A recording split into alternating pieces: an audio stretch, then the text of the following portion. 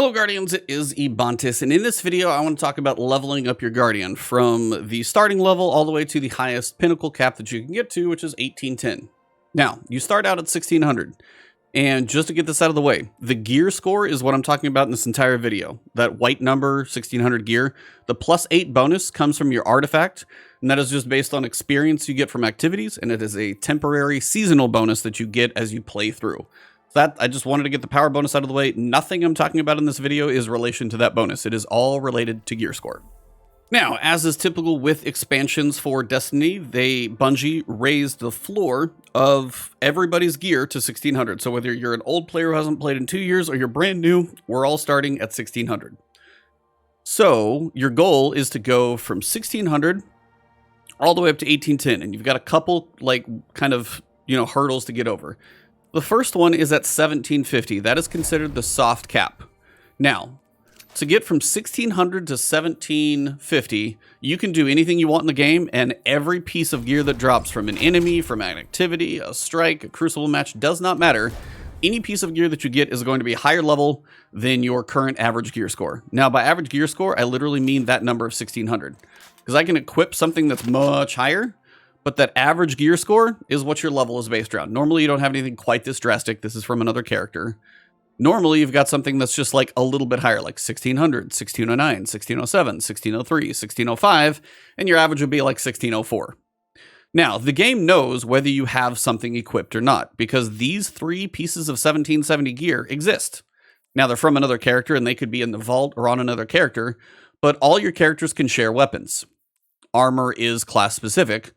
But what I'm basically saying is it doesn't matter if you have the piece of gear equipped, or maybe you found a good drop and you tucked it away in the vault. The game knows that you own it. And the way that you can actually check what your highest possible gear score is just go into your season pass and look at any piece of gear. And it's going to show you an average of all the highest possible gear that you could equip on this character from any source that you own. As long as you haven't deleted it, this number will be as high as it is. So the game knows. So you don't have to worry about equipping any specific thing. As long as you don't delete the highest piece of gear in any specific slot, then your game is going to know what the next drop should be at. So if my highest average was 1663, then any drops that I get are going to be above that. But a new character who hasn't played through on the campaign, everybody starts at 1600. So your gear is going to drop at 1602 and 3 and 4 and 5. And it's probably going to go faster than that, but it's going to drop in those pieces. And that average is going to go up. So you get a 1603 gun, 1604 gauntlets, 1604 here. Now my average is a little higher, and everything just starts adding. So as long as you keep the highest piece of gear in each slot not deleted, you're good. So if you get a 1770 weapon, then I get a 1775 weapon. If I don't want the 1770, I can delete it. I don't need it anymore. So that is the general idea of where your level comes from, and you can always check your season pass to see what the highest level is. Now, things like Destiny Item Manager will tell that to you, but I know not everybody uses those. That's a video for another day. Now, as I said, 1600 to 1750, do everything, do the campaign, it is totally up to you. But I probably should mention now about the campaign for Lightfall, since I imagine that's what most of you will be doing. You've got two ways to do the campaign. You can either do the classic version, which is totally fine, but you're not going to have a whole lot of modifiers. The enemies won't be too bad. You'll have a recommended power, but as you level up through the campaign, you'll probably keep pace with the recommended power, and if for some reason you don't, it's not going to be as detrimental. Now, the difference in the legendary campaign is, one, the modifiers. You get metal, and you're always going to be, except the first mission because they can't send you any lower, but you're 15 power levels below the activity. You've also got more health enemies, more difficult to stun, more shields, more combatants actually, and no radar, and they're more aggressive. So it's definitely a challenging experience. It's how I played it because I wanted the challenge, and I always enjoy this kind of, I think they do balance it pretty well, but I know it's not for everybody. So if you're struggling and you just don't want to do it right now, there's nothing wrong with playing Classic.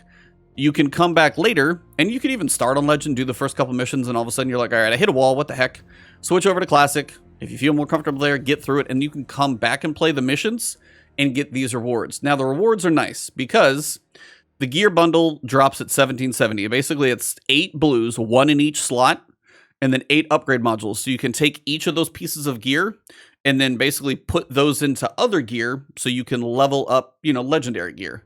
So the idea here would be is like this 1600, and then I got that 1770 drop. Well, I can take this one and I can go into the piece of gear and I can infuse. So I can use an upgrade module to turn this blood feud from 1600 into 1770. And now you probably wouldn't be doing that to 1600, but it's like, oh, I got a 1720 weapon and I just beat the campaign, but I beat it on legendary and I like this weapon. Well, now that weapon from 1720, you can make it 1770. So you can still use your fun weapons. That's what the upgrade modules are for. Now, the 1770 is important because once you hit 1750, the leveling progress slows down because from 1750 to 1800, that is the powerful gear grind. And the powerful cap is 1800. The really slow part of the grind is 1800 to 1810. That's the Pinnacle grind. We'll get to that last. But if you do the legendary campaign, you can go all the way from 1750, which is, you'll probably end up somewhere around there, if not close, but maybe a little under. But basically, if you finish the campaign on legendary, and I was pretty close to 1750 when I finished, it's going to give you gear at 1770, and it's going to basically skip you through the first 20 levels of that powerful gear grind. And that's not nothing. That's actually a pretty substantial jump. So if it's a challenge, it also is worth the time to put into it. You also get an exotic piece of gear, one of the 2 new exotics for your class, and you get strand meditations, which those will help you unlock your strand subclass. So all in all, I know this is a challenge and it's not for everybody, but if you got like one other person to play with, you can find some people, it is worth it. I will do videos of how to do every one of these missions solo, so don't worry, they will be coming pretty quickly, but that is just one of those things I did want to cover because doing it on legendary does make a difference. Now, as I said, when you hit 1750, for one, the directory is going to change, but I don't want to show you my other character because that will do a little bit of spoiler territory. I don't want to show you Neptune map until you see it so you can avoid spoilers, but I'll still cover everything so you know it's there. But the idea is when you hit 1750, you're going to start seeing these. Now, these are showing up early, so anything that says weekly challenge, do not complete any of these activities until you are at 1750. Now, bounties, you could complete the bounties and not turn it in. But if you go to, say, Dares of Eternity, if you do Dares of Eternity 3 times and you get that powerful gear drop and you're not at 1750 yet, this drop is going to be wasted because you need all of these drops once you're 1750. So basically what happens is anything that says powerful gear, Tier 1 is +3, Tier 2 is +4, and Tier 3 is +5. A Pinnacle is also considered +5. As you can see here, we have Pinnacle. It is considered a +5 until you hit that powerful cap of 1800. So the Pinnacles, there's a lot of those, and you'll see them quite a bit as you go through. But basically what it means is, if it's a Tier 1, and I'm 1750, it is going to drop that piece of gear at 1753. If it is a Tier 2, it is going to drop that piece of gear at 1754. And then if it is a Tier 3 or a Pinnacle, it is going to drop that gear at a +5. So it would be 1753, 54, or 1755, depending on what activity I accomplish. And your goal is to go around the directory and do all of the different things that are powerful. Now, the thing to make note of is the way the RNG system works. You can't control where the drop goes. The drop is going, you could get 6 drops in the kinetic slot. You could get 6 different drops. You never quite know, and that's one of those things we all wish was a little better, I'll be honest. A little bit of drop protection would be nice if you have one that's really lagging behind or you keep getting 6 in the same slot. It's not really fun, but you only have to do this leveling once. They have stated in Season 21 next season, there is no more leveling that we're going to have to do. So if you do the leveling grind one time, you should be good for a while, at least 6 months. Hopefully they don't raise it for the other 2 seasons this year, so the leveling grind is just not something we have to worry about. What I did want to cover is the powerful versus Pinnacle order. It's kind of an optional thing to really worry about because in the grand scheme, RNG could go any which direction. But the idea is if I do a Pinnacle gear drop first, like as I said, if I go get a Pinnacle drop and say I get a 1605 weapon, we'll just use the numbers as an example because we're looking at it. Cool, now my kinetic weapon slot has a 1605 weapon. Sweet. Then I go do a powerful gear Tier 1. Remember, that's a +3. Well, if I get a kinetic weapon, and that's now 1603, that doesn't help me level at all. But on the other side, if I do a powerful gear Tier 3, or a powerful gear Tier 1, and that gives me a 1603 drop here, and then I turn around and do a Pinnacle later, it's kind of 6 of one, half dozen of another. Most of the times, it really isn't going to make that much of a difference. But if for some reason you do all of your Pinnacles first, and then you go back and do your powerful gear tier 1s, more often than not, you'll probably have a couple of those that don't help you as much. Because on average, you're not going to get as much out of those if you're doing them in kind of the wrong order. So try and do the powerful tier 1s first, then try and lean into the Pinnacles. But again, if you do some of them out of order, it's okay. But if you save your powerfuls to the end, you're likely to probably have a drop or two that don't make much of a difference. But if it's a +5, you're probably bound to see a difference. So that's why that's kind of a thing. So first piece, 1600 to 1750, do whatever you want.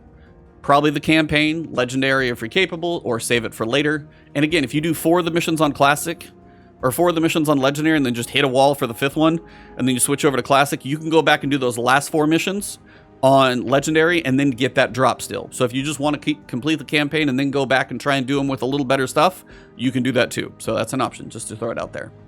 But yeah, 1600 to 1750, anything 1750 to 1800, powerfuls and pinnacles. And then at 1800 to 1810, the only thing that is going to move you up is pinnacles at that point. So the pinnacles are going to be dropping much lower. They're not a +5. Once you hit 1800, pinnacles mostly drop +2s, except a couple basic playlists like the 3 strikes, or I think it's 5 strikes, but basically just completing strikes, completing gambit matches, and completing crucible matches. Those would drop as like a +1, so 1800 to 1801. And then basically everything else, like high difficulty Nightfalls, high difficulty Pinnacles, raids, dungeons, all that other stuff would typically drop as a +2 in the Pinnacle category, so 1800 to 1802. I know that's a lot, and you'll kind of get a feel for it as it goes, but that's the general idea of how leveling works. And a couple tips on the campaign. One other thing to make note of, you're going to be getting gear that just drops on your character pretty much all the time. And remember, just keep it. But you will be getting some prime engrams, which I'll talk about here right now. A prime engram is very specifically an upgrade or an engram that drops above your level, usually about 3, but it is locked at that level. So it is advantageous for you to not hold on to prime engrams. They don't get any higher, they don't change. So as soon as you see one drop, go to the tower, and you're going to want to visit Master Rahul and get it decrypted so you can get that piece of gear at 1773 and help your leveling process. If you wait a little while and you start to get things that are above 1773 and you're like, oh yeah, I have an old prime engram, not really much is going to come out of that for a benefit to you. So it is in your benefit to open a prime engram as quickly as possible. So now what I want to do is go through the powerful gear, tier 1, tier 2, tier 3, and then all your pinnacle gear sources. A couple of them that are related to Neptune, I don't want to show the screen so you guys don't get any spoilers, but that should cover most of it for you, so let's go. All right, for powerful gear tier 1, in the tower, you're going to have 8 Gambit bounties, 8 Gunsmith bounties, 8 Crucible bounties, and 8 Vanguard bounties. Each of those are powerful gear tier 1. Tier 2, as I said, get 20 commendation or give 20 commendations, and that's going to be a +4 with regards to your gear score. That's pretty much everything in the tower for now. Trials of Osiris will have stuff later on. You're going to have an option of getting 7 wins on a card, a total of 7 wins. And you're also going to have to win 50 separate rounds, which is not as bad because it's best of like 9. So there's a decent amount of rounds to win. When Trials of Osiris is up, that's a couple ways to get some powerfuls. And I think they're both pinnacles actually on that one. So save that for later, but those are both pinnacles. But that's most everything that you're going to be dealing with in the tower with regards to powerfuls and pinnacles. Unless there's like a seasonal activity and then it's pretty straightforward staring you in the face. I already showed it, but Dares of Eternity, complete it 3 times, powerful gear tier 1. Now, if you do Dares of Eternity at a higher difficulty, and you can get the 250,000 points, that'll be a pinnacle. So save that for the pinnacle list. As for seasonal activities, the first 3 Battlegrounds that you do are going to be a pinnacle, but if after 1, 2, and 3, the third one gets you pinnacle. 4, 5, and 6, and the 7, 8, and 9. Number 6 and number 9, this is going to be a tier 3 powerful engram. So you're going to be spending some time in the seasonal playlist. And the longer you spend in the seasonal playlist early in the season, you can get a couple more of those tier 3s that will help you level up. Now, without showing the Neptune map, there's always a weekly mission that you can do. And the weekly mission for the Lightfall campaign will be considered a pinnacle engram. So that is one of them. We already mentioned Dares. Then we've got the featured raid and the featured dungeon. So the featured dungeon and the featured raid are on a weekly rotation. So say, for example, Vow of the Disciple was the featured raid. If it was, it would show Pinnacle, but it's an older raid since we've had King's Fall and then we're about to get the new one in Lightfall. But if this one was up in rotation, the final boss would give you a Pinnacle drop. Not every other encounter throughout the raid, just the final drop would give you a Pinnacle drop. So that is a way to get a level. You'll see people using checkpoints to share with each other just so they get to the final boss. So that's a more efficient way to do that. That way you don't have to do the whole raid for one drop that's going to help you level. Now, the same thing happens with dungeons. The featured dungeon, similar thing. This is an older dungeon, but the boss, the final boss in the whole dungeon, will give you a Pinnacle drop. So again, these are +5s as you're working up to that powerful cap of 1800. So you have a featured raid, weekly rotation through all of them. Featured dungeon, weekly rotation through all of them. Then you have the newest raid and the newest dungeon. The most recent dungeon was during the Year of Witch Queen. So if you own the Witch Queen dungeon key, you'll have access to Spire of the Watcher.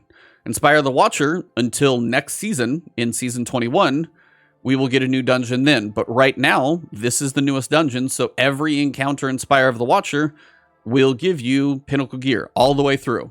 So whatever the newest dungeon is, and then also we're about to get a new raid with Lightfall, somewhere in probably Neptune.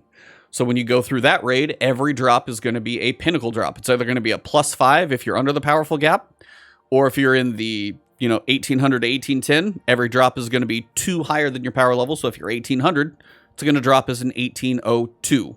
So as you guys can see, the drops get a little slower when you're in that final 10 points. So that's why the raids and stuff is really important to do. For your playlists, you've got Gambit. Complete 3 Gambit matches. It's very simple. Play 3 matches. No big deal. For Crucible, it's very simple. Complete 3 matches in any Crucible playlist, whether it's comp, which you can see there's a weekly placement match so you can get your rows of the week. You can do Rumble, you can do your weekly rotation. Private matches don't count, but 3 matches in Crucible. That's a Pinnacle. For Vanguard, you've got a couple things. You've got your Vanguard Ops, and this counts for both Vanguard and Nightfall. So what you need to do is complete the Vanguard playlist using the same subclass element as the current active Elemental Surge. So if you see the Elemental Surge down here is Stasis, then you need to run a Stasis subclass to be able to get the Vanguard playlist progress. The other option is if you run a Nightfall, match the Surge. This is Solar or Strand. So match that subclass and then go through the activity. Now, if you do Vanguard Ops, I think it takes you 5 strikes to do it. If you do Nightfalls, depending on different difficulty, it might take you like 3 heroes, maybe, 2 Legend, 1 Master. I think they said 1 Grandmaster will knock it out completely. So I don't know quite how it goes. You might have to do like 3 Hero, 2 Legend, 2 Master, because this is probably like counts for 2, 3, or 2, 3, and 4, but you have to do 5 total, so you'd still have to do Master again. So that's the idea. Just match whatever the Surge is. So like if it's Solar, I go into my character and I pick Solar, I run the Nightfall, and that's how it looks. The other one is accumulating 200,000 points in Nightfalls specifically. Vanguard Ops doesn't count for this. So when you run a Nightfall, then if you run a Nightfall and you get 90,000 points, well then run another Nightfall and maybe you get 95,000 points. Well, you're not quite there. You got to run 1 more Nightfall and then you'll have your points. But if you run this on a higher difficulty, maybe you run it on like Hero and the multiplier gets a little bit higher, maybe you get 125 and 110, you're done in 2. So depending on how many points you're getting on a Nightfall, you'll do this a little quicker, a little slower. Something like a Grandmaster, 200,000 points, usually not an issue as long as you finish it in a reasonable amount of time. So that's your Vanguard options. Now I mentioned the seasonal already, but just to point it out again, your first 3 Battlegrounds, when you finish your 3rd Battleground, you will get 1 Pinnacle drop from that. Now, I don't want to spoil the Neomuna map, but there are a couple things on there. There's something called Partition. That's going to be a Pinnacle drop. And then you've got some basic stuff. The NPC that you deal with, you're going to get reputation just by literally doing public events and patrols and things like that on the actual surface of the planet. That will get you reputation. You get enough of that, you'll get a powerful drop. That will be powerful gear tier 1. And then also another NPC kind of interaction that you're going to see, the Hall of Heroes. You're going to get another powerful gear drop from there. Those are both tier 1. So doing the Nightfall or doing the Neomuna stuff early, since they're both tier 1s, that will help you out there as well. So that pretty much wraps up leveling. So you've got the soft cap of 1750, powerful of 1800, pinnacle of 1810, and all of the steps to get there in between. Again, take this as fast or as slow as you want to, but hopefully these tips will help you be a little bit more efficient. If you guys enjoyed this video, drop a like below, leave a comment if you got any questions, or maybe there's some big outlier piece of information I forgot. I'll pin a comment if there's an important one.